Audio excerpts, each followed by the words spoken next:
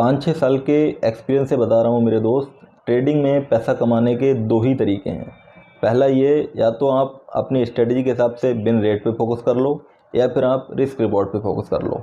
अगर आप बिन रेट पे फोकस करोगे तो आपको कई बार प्रॉफिट होगा और लॉस बहुत कम बार होगा, और यदि आप रिस्क रिवॉर्ड पे फोकस करोगे तो आपको लॉस ज़्यादा बार होगा और प्रॉफिट कम बार होगा। लेकिन दोनों ही कंडीशन में आप प्रॉफिटेबल बन सकते हो।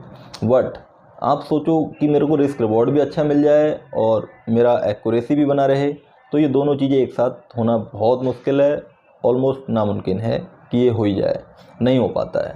तो आपको फॉलो करना किस चीज़ को है? आपको देखो, अपने माइंड को पहले समझना है।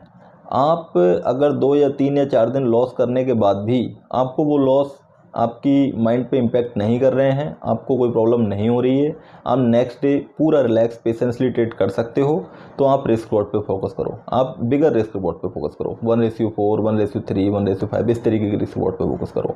ये आपको प्रॉफिटेबल बना देगा एंड ऑफ द मंथ। या फिर अगर आपको दिख रहा है कि आपको जो लॉस है 2 या 3 दिन लॉस हो जाते हैं, तो आपको बहुत ज़्यादा इंटैक्ट होता है आपके माइंड के ऊपर, आपको बहुत ज़्यादा प्रॉब्लम होती है, आप अपनी साइकोलॉजी बिगड़ जाती है, आप फोकस मत करो। फिर आप क्या करो, 1:1 या 1:1.5 रिस्क रिवॉर्ड को फॉलो करना शुरू कर दो।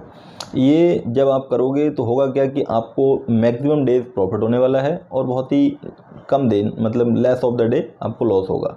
तो आपकी साइकोलॉजी एकदम मेंटेन रहेगी।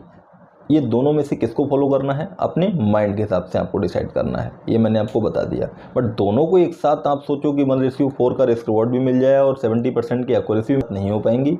एक ही चीज़ को आप फॉलो कर सकते हो, वो अपने आप